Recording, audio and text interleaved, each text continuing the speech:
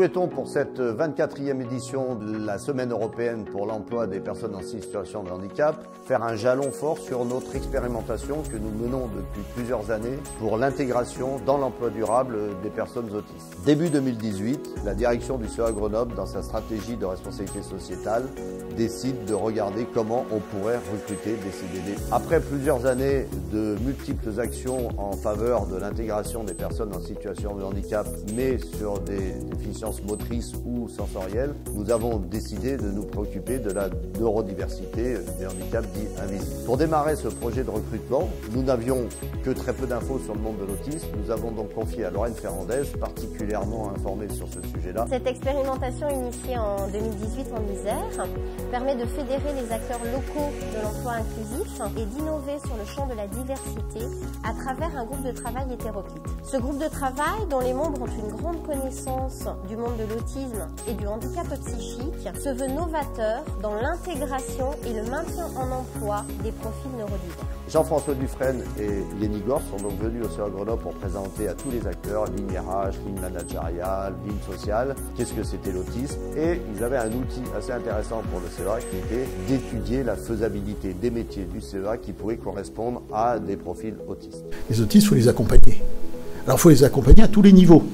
C'est-à-dire que s'ils sont à un niveau élevé, et si on les prend au niveau ingénieur, vous pouvez avoir des gens absolument géniaux, et ils ont besoin de coach, et ils ont des perceptions sensorielles sur lesquelles il faut faire attention, parce qu'on peut totalement les perturber et totalement les empêcher de travailler.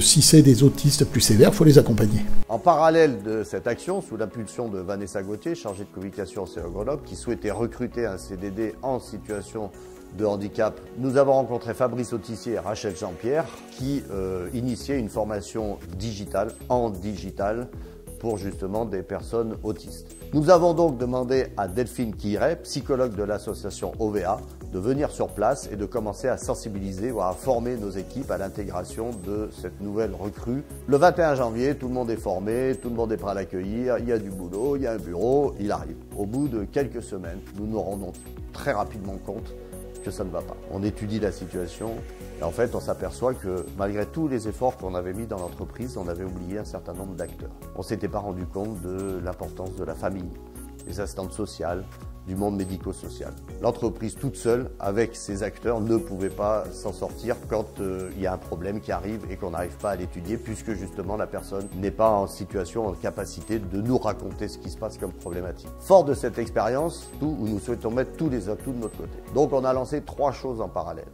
La première chose, ça a été d'abord de recruter fortement, donc 3 CDD, mais surtout de les entourer chacun de 3 job coachs, donc un différent par CDD, et tel que les consignes de l'ARS le préconisent, nous avons supervisé par un coach les 3 coachs. Deuxièmement, j'ai demandé à Lorraine Ferrandez de trouver, grâce à son réseau, tous les acteurs, mais vraiment tous ceux qui pouvaient concourir à l'intégration. Le choix de ce pilotage par la RSE est un choix audacieux. Il s'est cependant fait tout à fait naturellement, car l'on se doit de sortir de la sphère unique du handicap afin de coordonner l'ensemble des acteurs à une vision transversale et pluraliste de la neurodiversité pour tendre vers un vrai succès de l'inclusion en entreprise. Et troisièmement, on s'est dit, il faut absolument, cassant les préjugés, pour pouvoir permettre l'intégration, parce qu'il n'y a pas que dans le bureau, il y a aussi, on mange au restaurant d'entreprise, on va dans des réunions, on échange avec les collaborateurs, et tout ce qui pouvait concourir à la réussite en passant des conventions. Donc nous avons rencontré l'université et nous sommes engagés dans la convention ASPI Friendly qui correspondait exactement aux besoins du CEA, c'est-à-dire emmener formation le plus loin possible pour nous mieux les intégrer dans les métiers du CEA sur la recherche technologique. Pour sensibiliser les salariés, on utilise toujours soit des événements, soit de la communication. Donc là, nous avons décidé de créer un événement hors du commun qui s'est appelé le Handi CEAthlon, basé sur des spots de sport, escaladons les préjugés, mais on travaillait surtout pour la première fois intégrer le handicap invisible. Donc nous avons des équipes, des AT, 2A, qui sont venus s'intégrer et faire une compétition de sport en même temps que des équipes valides. Là-dessus, on apprend la venue de Madame Claire Compagnon qui vient inaugurer le réseau Anaïs dans l'Isère pour le diagnostic précoce. Madame Claire Compagnon, très curieuse de savoir ce qui se passe sur notre territoire sur ces intégrations d'autisme. La première demi-journée sera consacrée à une table ronde de tous les acteurs qu'on a permis de réunir dans notre groupe de travail. Et l'après-midi, ça sera une table ronde avec les acteurs internes du CEA Grenoble pour regarder comment se passe l'intégration de nos CDD. Au mois de novembre, ils étaient déjà là depuis plusieurs mois.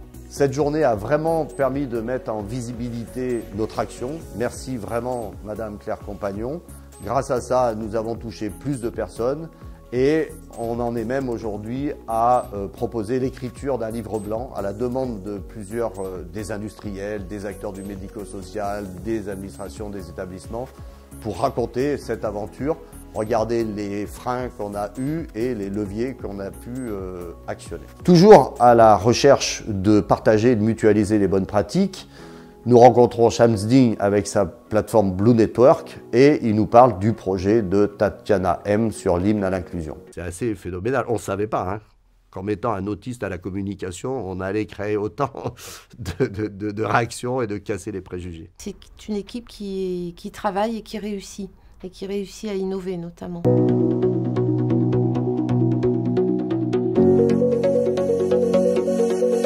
Tout de suite, on a vu que c'était un module très pédagogique pour nous et que c'était très important de pouvoir témoigner et nous participons activement avec le témoignage donc de Pierre Bulot dans l'hymne à l'inclusion.